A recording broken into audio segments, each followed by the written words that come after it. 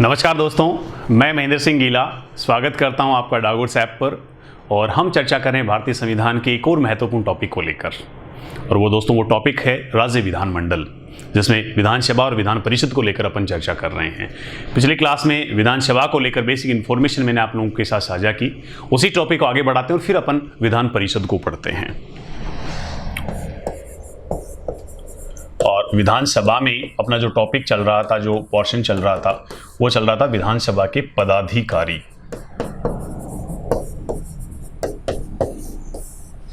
अनुच्छेद 178 को लेकर बात कर रहे थे अपन, 178 को लेकर बात कर रहे थे। अब दोस्तों आप लोगों को बताना चाहूंगा कि दो प्रमुख पदाधिकारी विधानसभा के, इसको लेकर अपनी बात हुई थी, अध्यक्ष और दूसरे उपाध्यक्ष। उपाध्यक्ष को लेकर मैंने आप लोगों को बताया था कि विधानसभा की जो कार्यवाही हैं, जो कार्य संचालन का जो जिम्मा है वो अध्यक्ष का होता है। बैठकों की अध्यक्षता की जाती है अध्यक्ष के द्वारा, और अगर अध्यक्ष अपने पद पर नहीं होता है तो उपाध्यक्ष के द्वारा उन कार्यों को अंजाम दिया जाता है। एक बात तो यह है। दूसरी अगर महत्वपूर्ण बात मैं आप लोगों के साथ करना चाहूं तो केंद्र की तरह राज्य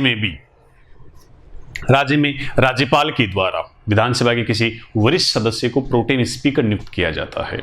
उस प्रोटेम स्पीकर के द्वारा सदस्यों को शपथ दिलवाई जाती है। साथ में नए विधानसभा अध्यक्ष का जो चुनाव है वो उसी प्रोटेम स्पीकर की निगरानी में होता है। क्लियर? विधानसभा के अध्यक्ष के द्वारा ही धन विधेयक का प्रमाण पत्र जारी किया जाता है। ये तमाम बातें अपन डिस्कस कर चुके थे। राजस्थान में अभी 15वीं विधानसभा है और इस 15वीं विधानसभा के जो अध्यक्ष हैं वो हैं सीपी जोशी, चंद्र प्रकाश जोशी। पहली विधानसभा अध्यक्ष को लेकर अपन ने बात की थी कि पहली विधानसभा के जो अध्यक्ष थे वो थे नरोत्तम लाल जोशी। नरोत्तम लाल जोशी। अब दोस्तों फटाफट आप लोग बताइए कि 14वीं विधानसभा, 13वीं विधानसभा और 12वीं विधानसभा के अध्यक्ष कौन थे? इस प्रकार के क्वेश्चंस का ट्रेंड बढ़ रहा है। क्रम से पूछ लिया जाता है, ये कौन, उसके बाद कौन, उसके बाद कौन, उसके बाद कौन। तो एटलीस्ट जो पीछे के 3 या 4 हैं उनका नाम दोस्तों आप लोगों को पता होना चाहिए। तो 15वीं जो वर्तमान विधानसभा उसके अध्यक्ष तो सीपी जोशी, चंद्र प्रकाश जोशी। 14वीं विधानसभा के अध्यक्ष कौन थे बताइए फटाफट, अगर आइडिया है आप लोगों को तो। दोस्तों 14वीं विधानसभा के अध्यक्ष थे कैलाश मेघवाल। कैलाश मेघवाल भारतीय जनता पार्टी से। अब 13वीं विधानसभा के अध्यक्ष थे दीपेंद्र सिंह शेखावत, कांग्रेस से जो श्री माधोपुर से विधानसभा सदस्य रहे थे, दीपेंद्र शेखावत। अब दोस्तों 12वीं विधानसभा के अध्यक्ष कौन थे? 12वीं विधानसभा के अध्यक्ष एक महिला थी और एक दौर था राजस्थान में जब राजस्थान के तीनों प्रमुख पदों पर 3 महिला शक्तियां विराजमान थी। राज्यपाल थी उस वक्त प्रतिभा देवी सिंह पाटिल, मुख्यमंत्री थी वसुंधरा राजे सिंधिया और विधानसभा की अध्यक्ष थी सुमित्रा सिंह। तो 12वीं विधानसभा के अध्यक्ष कौन थी? सुमित्रा सिंह।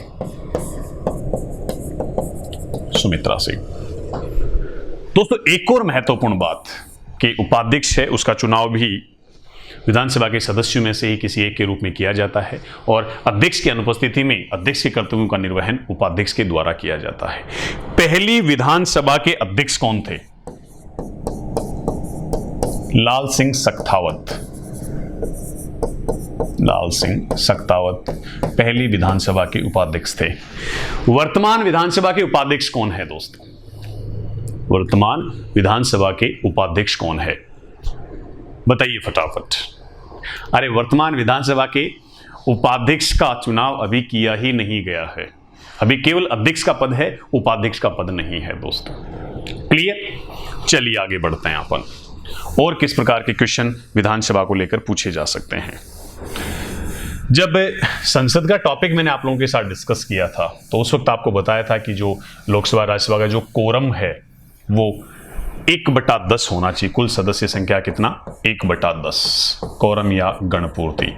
तो वही कोरम राज्यों की विधानसभाओं के संदर्भ में भी है दोस्तों। तो गणपूर्ति कितना? 1/10, 1/10। तो दोस्तों ये प्रमुख प्रावधान मैंने विधानसभा को लेकर आप लोगों के साथ साझा किए। कुछ फैक्ट है जो अपन लास्ट में लेंगे। अब पढ़ते हैं अपन विधान परिषद को लेकर, जो दूसरा सदन है, जो द्वितीय सदन है राज्य विधानमंडल का, राज्यसभा की तरह। विधान परिषद,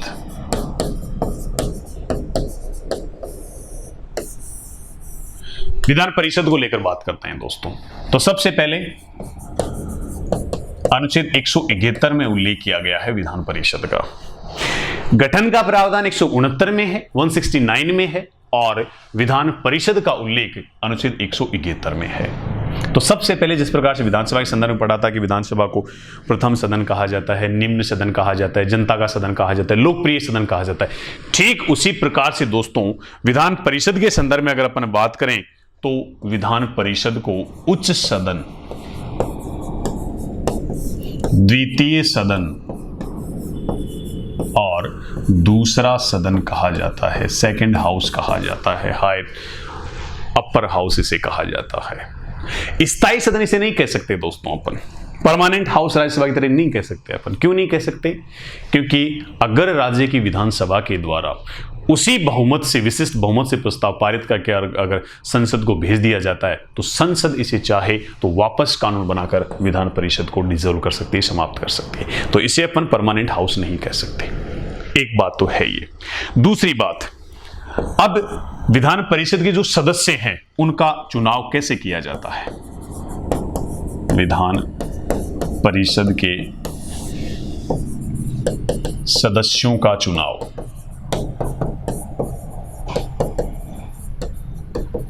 अब विधानसभा के संदर्भ में तो मैंने आप लोगों को बताया कि जनता द्वारा प्रत्यक्ष रूप से वोट देकर राज्यों की विधानसभा के सदस्यों का चुनाव किया जाता है।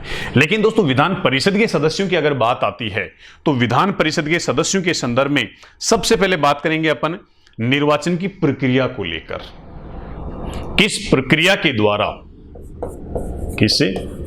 के द्वारा विधान परिषद के सदस्यों का चुनाव किया जाता है दोस्तों? तो पहला,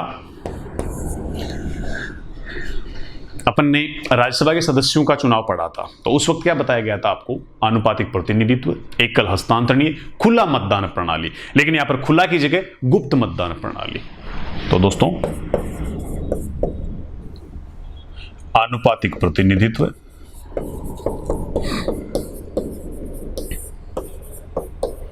आनुपातिक प्रतिनिधित्व, ये सारे कंसेप्ट हम अपन संसद के समय, राष्ट्रपति के संदर्भ में बहुत डिटेल में पढ़ चुके हैं पहले।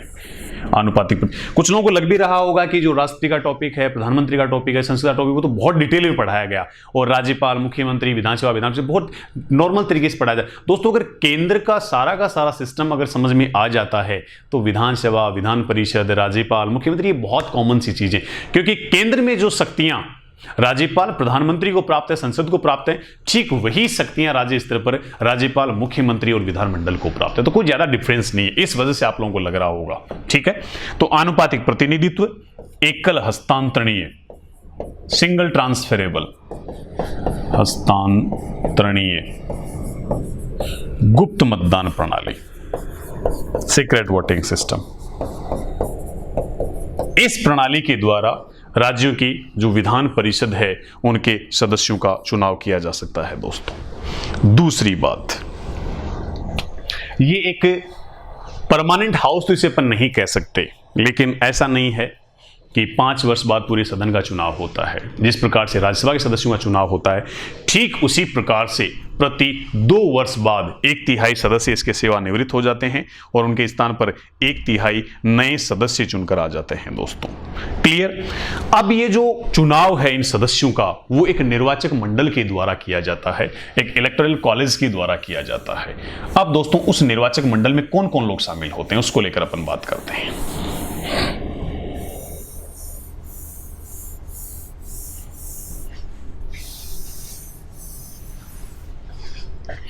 निर्वाचक मंडल,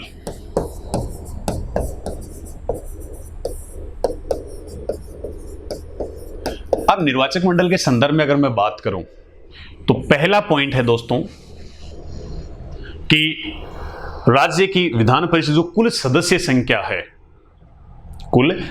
संख्या है उसके 1/3 जो सदस्य होंगे, 1/3 जो मेंबर होंगे, उन 1/3 सदस्यों का चुनाव राज्य की विधानसभा के सदस्यों के द्वारा किया जाएगा दोस्तों। विधानसभा के सदस्यों के द्वारा उन 1/3 सदस्यों का चुनाव किया जाएगा। दूसरा, 1/3 जो सदस्य हैं उनका चुनाव किया जाएगा स्थानीय निकायों के सदस्यों के द्वारा।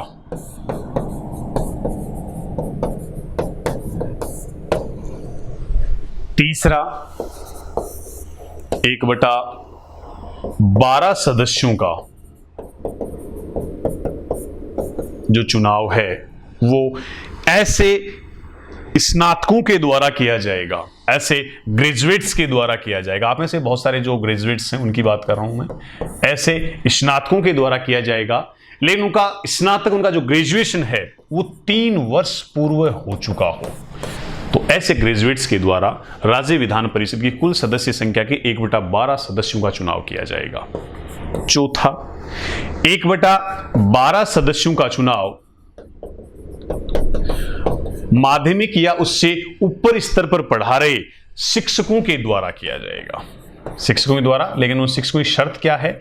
माध्यमिक या उससे ऊपर स्तर पर वो पढ़ा रहे हों, और कब से पढ़ा रहे हों, वही 3 साल का प्रावधान, वही 3 वर्ष से वो पढ़ा रहे हों। और दोस्तों, 5वां और सबसे महत्वपूर्ण पॉइंट है कि जो 1/6 सदस्य बच गए, उन 1/6 सदस्यों का मनोनयन किया जाता है। किसके द्वारा? राज्यपाल के द्वारा। जब राज्यपाल का टॉपिक पढ़ाया था मैंने, वहां भी आप लोगों को बताया था, राज्यपाल के द्वारा राज्य की विधान परिषद की कुल सदस्य संख्या के 1/6 सदस्यों का मनोनयन राज्यपाल के द्वारा किया जाता है। अब किस आधार पर किया जाता है राज्यपाल के द्वारा दोस्तों? तो कल बताया था मैंने आपको, वो 5 आधार बताए थे। देश के राष्ट्रपति के द्वारा केवल 4 आधारों पर राज्यसभा में सदस्यों का मनोनयन किया जाता है। यहां पर 5 आधारों पर राज्यपाल के द्वारा कला, साहित्य, विज्ञान, समाज सेवा और सहकारिता, इन 5 क्षेत्रों में अगर कोई उल्लेखनीय कार्य करता है तो ऐसे विधान परिषद के कुल सदस्य संख्या के 1/6 सदस्यों का मनोनयन राज्यपाल के द्वारा राज्य की विधान परिषद में किया जाता है दोस्तों। क्लियर? चलिए आगे बढ़ते हैं अपन।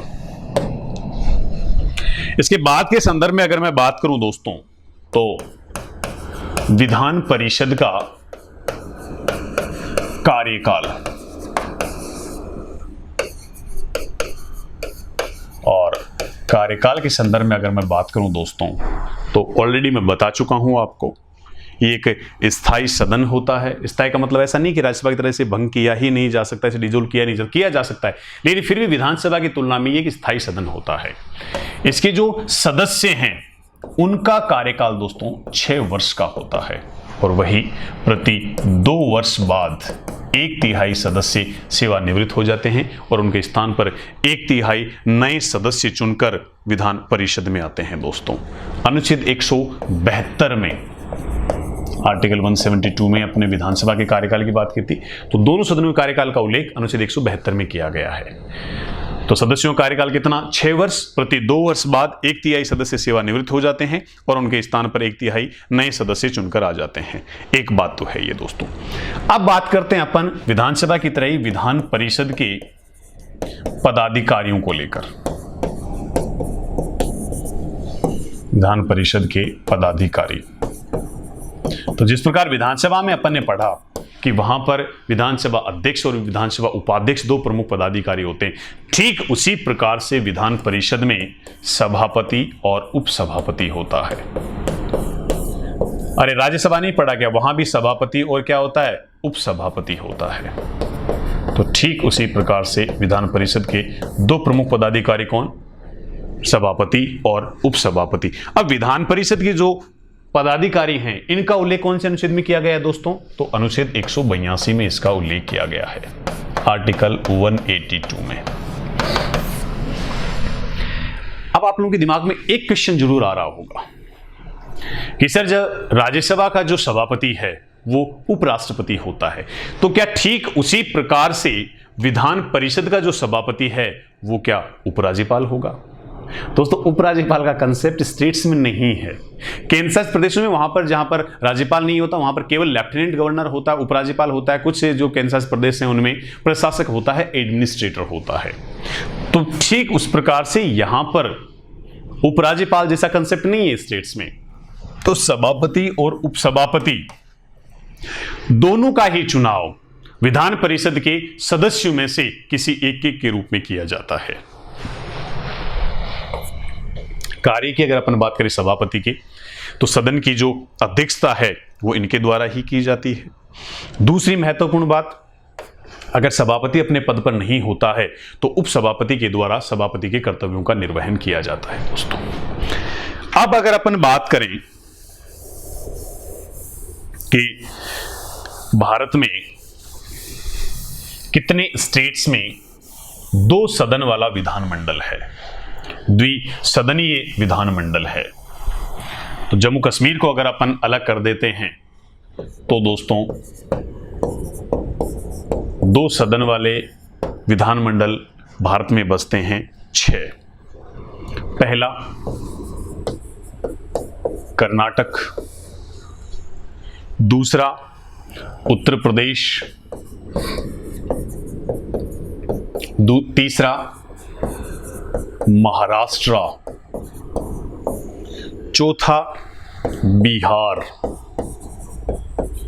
पांचवा आंध्र प्रदेश और छठवां जो आंध्र प्रदेश से अलग होके बना है तेलंगाना। इन दोस्तों 6 स्टेट्स में जो राज्य विधानमंडल है वो द्विसदनीय है, 2 सदन वाला है दोस्तों। समझ पा रहे हैं आप लोग? अब कुछ प्रमुख फैक्ट्स को लेकर मैं आप लोगों के साथ चर्चा करना चाहूंगा दोस्तों। जो विधानसभा का टॉपिक मैंने खत्म किया था उसको कहा था मैंने आपको कि कुछ फैक्ट हैं जो मैं आप लोगों के साथ डिस्कस करना चाहूंगा। अब उन फैक्ट्स की अगर मैं बात करूं दोस्तों, तो वर्तमान में जो विधानसभा है, इसको मैं हटा देता हूं। वर्तमान में जो विधानसभा है, कौन सी विधानसभा है? 15वीं विधानसभा। इस 15वीं विधानसभा के जो अध्यक्ष हैं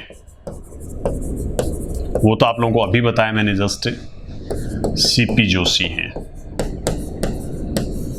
दोस्तों। इस 15वीं विधानसभा के प्रोटेम स्पीकर कौन है या कौन थे? क्योंकि जैसे ही परमानेंट स्पीकर बन जाता है तो फिर प्रोटेम स्पीकर का पद स्वतः समाप्त हो जाता है। तो दोस्तों 15वीं विधानसभा में प्रोटेम स्पीकर बनाया गया विधानसभा के सबसे वरिष्ठ सदस्य गुलाबचंद कटारिया को।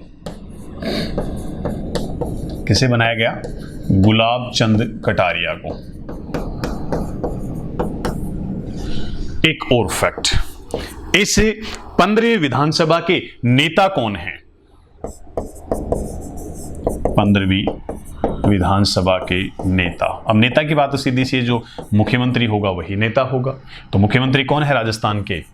अशोक गहलोत साहब, अशोक गहलोत।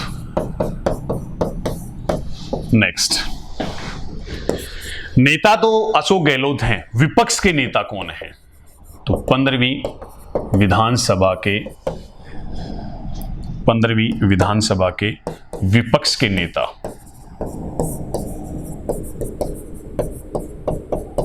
अब बताइए दोस्तों 15वीं विधानसभा के विपक्ष के नेता कौन हैं? तो यही प्रोटेम स्पीकर गुलाबचंद कटारिया।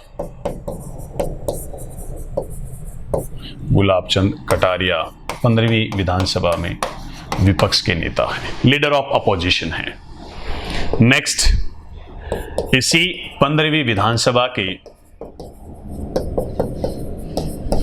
विपक्ष के जो उपनेता हैं वो कौन है? तो दोस्तों वो है राजेंद्र राठौड़।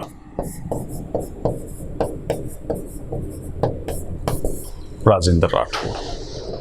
तो ये कुछ प्रमुख फैक्ट थे विधानमंडल को लेकर जो मैंने आप लोगों के साथ साझा किए। चलिए दोस्तों, मिलते हैं अगली क्लास में एक और नए टॉपिक को लेकर। जब तक के लिए wish you all the best.